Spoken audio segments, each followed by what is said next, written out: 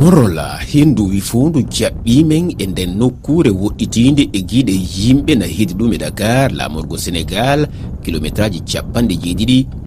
ñeeñal e karlagal hollitama e o nokku e pellande hollirta tan ko sattede gollal ngal ɓe konunkoɓe Sénégal e France halfina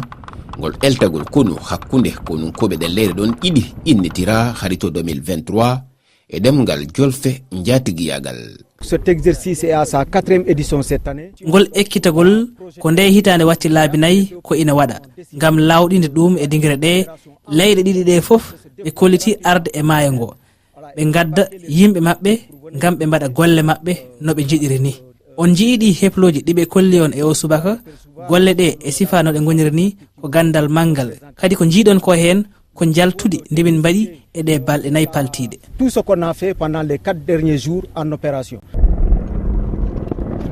E ballal otoje kaɓirɗe hélicoptère ji e laaɗe diwoje ka dow weeyo ɓen konunkoɓe no e haare tiiɗude e kuɓɓal ko konunkoɓe ujunere ɗen leyɗe ɗon ɗiɗi tawtora e ngol eltagol e tugnade général Etienne du Pérou ardiɗo konunkoɓe France ɗo e Sénégal. C'est un exercice auquel nous tenons. Ko ujunere yimɓe naadaɓe temeɗɗe jowo francinaɓe temeɗɗe jowo sénégal naɓe état major on komo yimɓe capanɗe jowo ko général Kandé laamiɓe ko francinaɓe nogay e jowo e sénégal naɓe nogay e jowo woni ton ɗum no holli ko huwodiral haqiqawol woni hakkude konuli amen hitande fof miɗen ekkitidade mo kala janga ko oya min anda mo kala ko waawi apprend en fait des capacités de l'autre. Fandare scénario ko habude kuliyankoɓe ɓe e hettugol mo ɓe ciwli humpiti général ardiɗo kono leydi e maaje Sénégal Souleymane Kandé. Un scénario inspiré ko ɗum golli miijaɗi e kulhuli ɗi mbadiji certuɗi tawi ko gandenoɗi e jamonuji ɓoyɗi tawi ɓeydi doole majji kadi ko serendiɓi waɗoɓe fitinaji kame golle kuliyankoɓe tawi foof noon fawi ko e dow poɗodiral leyɗele kono kadi ina ɓeydi ɗum caɗele jiiteɗe e kala saaha hakkude leƴƴi koye on musiba noon toɗɗiɗo neɗɗanki fedde gotague windere oni wooti pellital ɓe kalfini dental Sénégal e France ngam ɓe darna fedde nde ganduɗa ko waɗore masalaha hakkude calɗiɗi foof ngam noon ustude ko wayno wargoji ina mbaɗa e nder leƴƴi ɗin.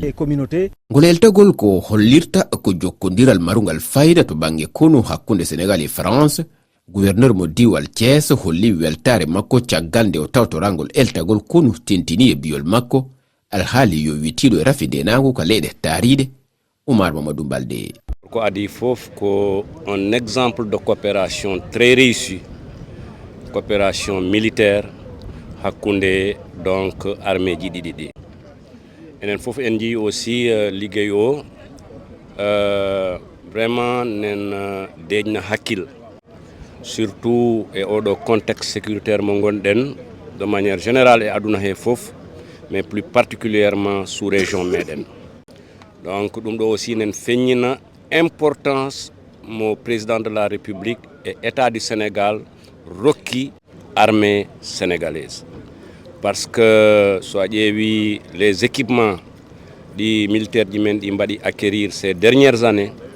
andat ɗum ɗon c'est une volonté politique affirmée. So a ƴefti marine meɗen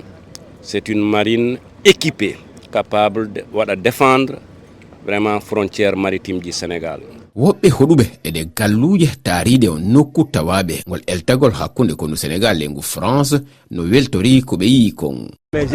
Eyyi ɗum koko deƴintami hakkille miɗo weltiri kadi ngal gollal komin jiiɗo ɗo ko ñeeñal e karalagal fayodingal ɗum koko moƴƴi tengteni hakkude ɗi konuji ɗiɗi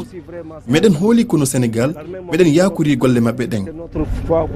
ngam hollidde kono gendi ko ɓiɓɓe gendi français no wi ɗum armée nation ɗin konuji ɗiɗi wallitike ko yata galluje 15 to banggue jande e cellal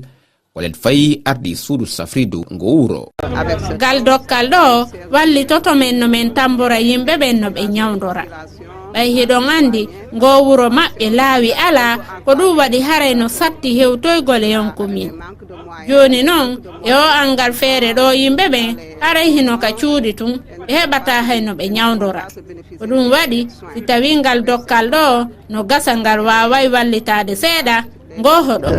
fandare ngol eltagol hakkunde konunkoɓe ɗe leyɗe ɗiɗi ko sembingol jokkodiral maɓɓe to banggue konu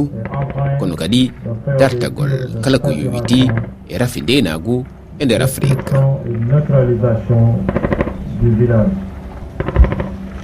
Chers invités, vous pouvez observer en fond d'écran, dans le paysage, des obstacles noirs.